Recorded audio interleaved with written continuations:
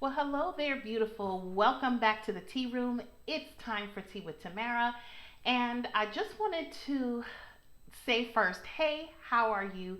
It has been such a long time since I've been on this channel with a video. And a lot has happened in the last couple of years, which is why you haven't seen me as much.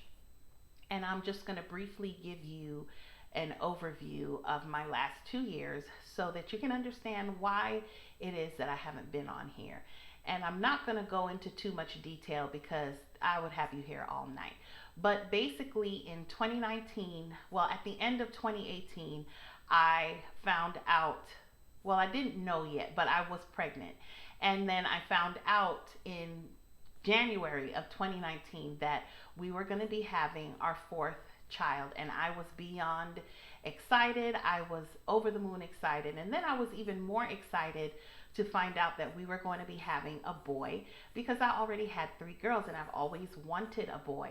And so, fast forward to 16 weeks and 4 days into my pregnancy, I went for a routine checkup, and we were told the words that no parent ever wants to hear, which is that our sweet baby boy was no longer with us and his heart had stopped beating. Prior to that, I had a subchorionic hemorrhage, where at about 10 weeks I started to bleed out. And I actually thought that I was having a miscarriage at that moment. But when I went to the emergency room, they checked me out, and baby was still fine. He was doing great. And, we just had to keep a very close eye on things and watch him and watch me during the pregnancy. Everything was going fine. The hemorrhage was actually shrinking. I had quite a large hemorrhage. It was about 4 to 5 centimeters, and that was pretty big. And it shrunk down all the way to 1 centimeter, which was almost gone. And then he passed away. Whew, yeah, that was rough. I was in my second trimester. Um, there's no other way for me to describe what was that was like. It was hell. It was a living nightmare, and one that I pray to God I never have to go through again. And yeah, I had to process that loss and how to handle that, whether to give birth or to have a D&E procedure.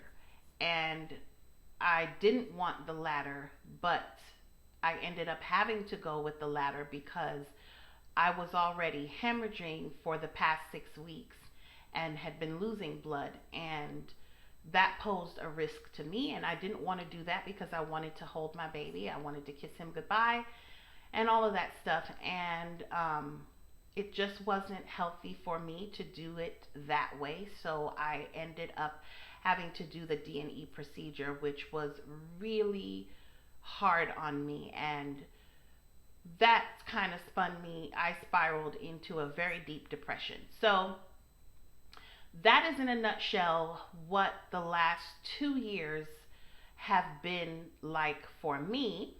The first year was just grief 24/7, and it was grueling. It was hard. I honestly did not think that I was going to make it through that patch in my life. I contemplated taking my own life.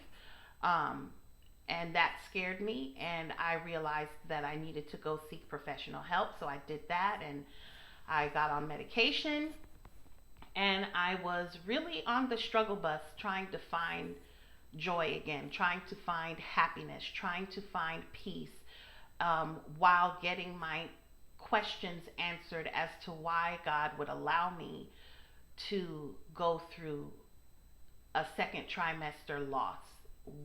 I just couldn't get past that questioning. And so that was a very slow and painful process.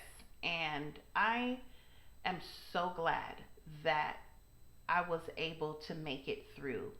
I am so eternally grateful to God that He remained constant, patient, loving, compassionate, and kind during my questioning, during my wondering, during my anger with him, during all of the darkness that I had to literally fight my way through to get back to a place of joy.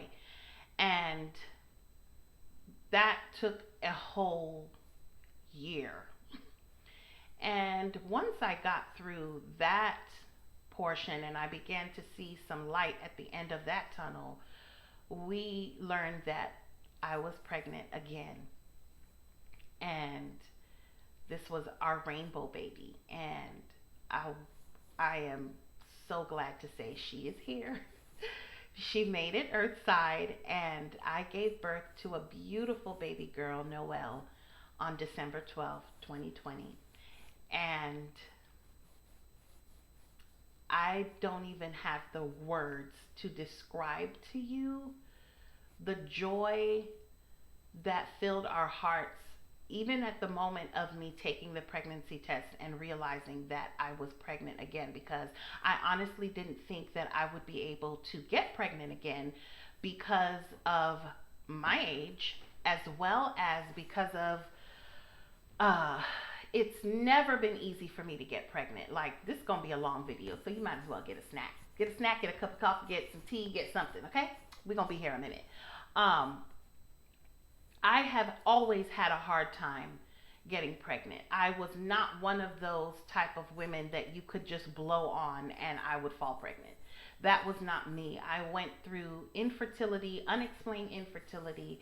I had our first daughter, then I went through secondary infertility, which is infertility after you've had a baby. And that was a very long, hard process and a very disappointing process. I never got to the point of having to take the injectable fertility drugs. I was headed there, and what stopped us was money. I could not afford the shots, and one shot of Follistim at that time was like $650 for one shot. And of course, you know, if you are on an IVF journey, if you are trying to conceive, you need several shots. You don't just take one shot and hope for the best. It's a process, and it's a very long, painful, and arduous process. And so just the one shot alone was $650. And I could not afford that. My insurance was not paying for that. They wouldn't pay for anything other than Clovid. What Clomid? Clovid. Lord have mercy. You see what COVID done did to us? Clovid? Really, Tamara? I haven't changed, you guys. She's still crazy. She's still nutty, fruity, and flaky at times. Okay, it's been a minute, but you know how we roll over here. No, Clomid. Can we say that right? Clomid. Right. I had been on Clomid for what felt like an eternity back then. And if you know anything about trying to conceive and infertility treatments, you know that Clomid is like the animal that you love and you hate at the same time.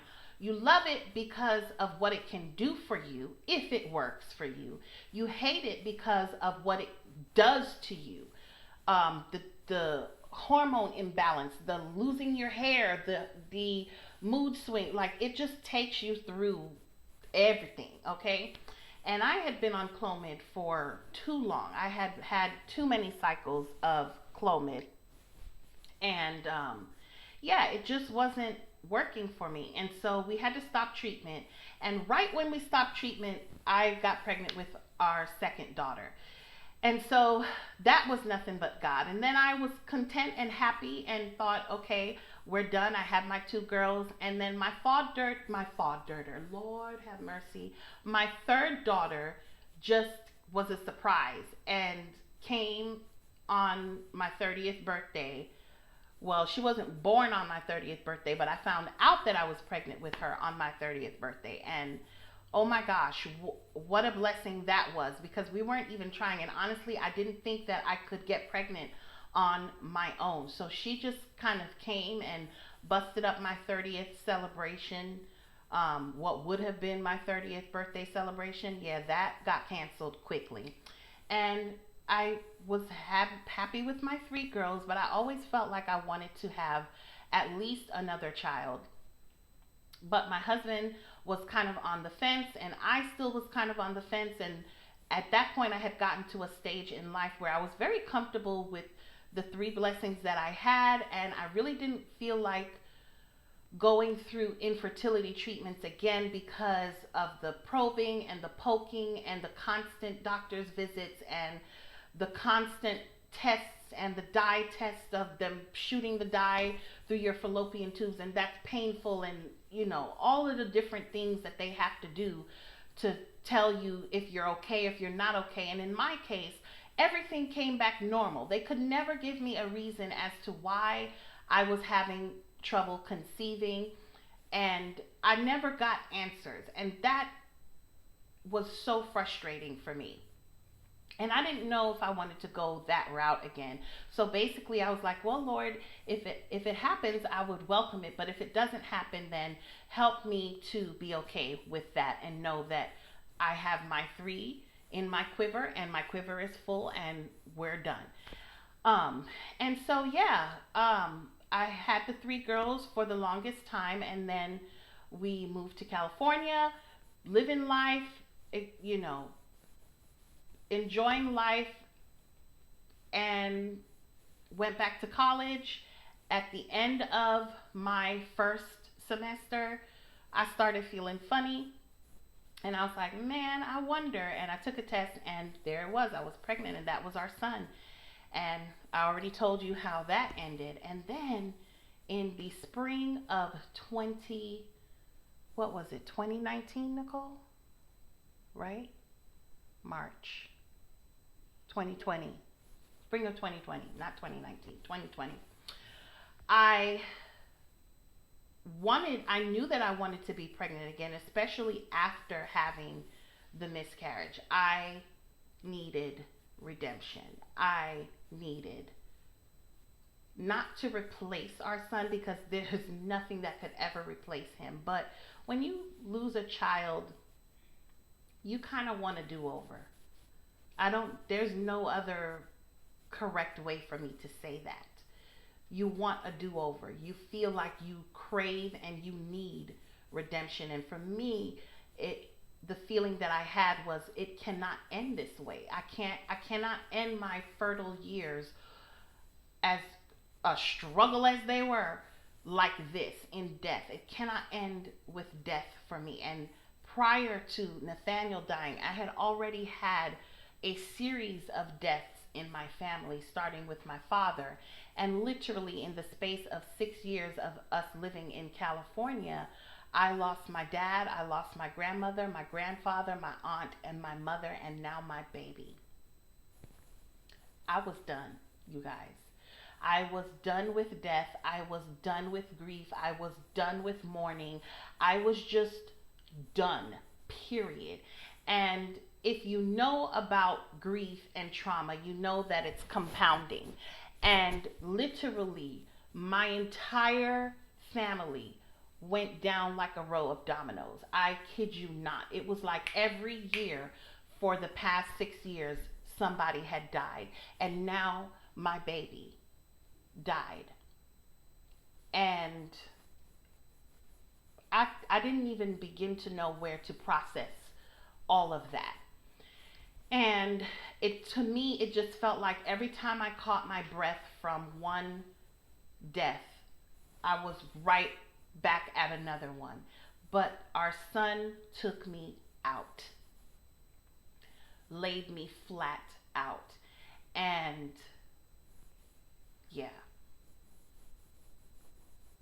I don't have the words. I really just don't have the words to describe the hell that was. So when I took that test in March, I took it with so much caution because I didn't want my heart to get happy. I did not want to get my hopes up. I wasn't sure. I felt a little funny. We were kind of trying, but I just didn't know. And I took the test, and I did not wait long enough to see the lines come up. I just saw the first line. And I guess in my anxiety of it all, I threw it away because I was like, oh, look, it's negative. I threw it away.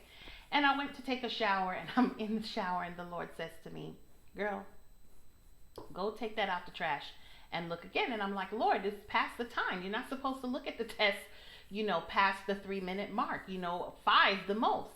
And he's like, nope, go fish that out of the trash and go look again. So I go to the trash can, I take the test out, and I see a very faint second line. Now I'm confused because I'm like, well, it's well past the time that I took the test. So this could just be a result of me reading the results after the allotted time, or the test is defective, or I'm really pregnant. So I had a whole pack because I got them on Amazon, and I commenced to peeing on almost the whole doggone pack. Okay, because I was just like, there's no way. And every time the line got darker and darker and darker. So now I'm convinced that because I got them off of Amazon, because this is how my mind works, they must all be defective.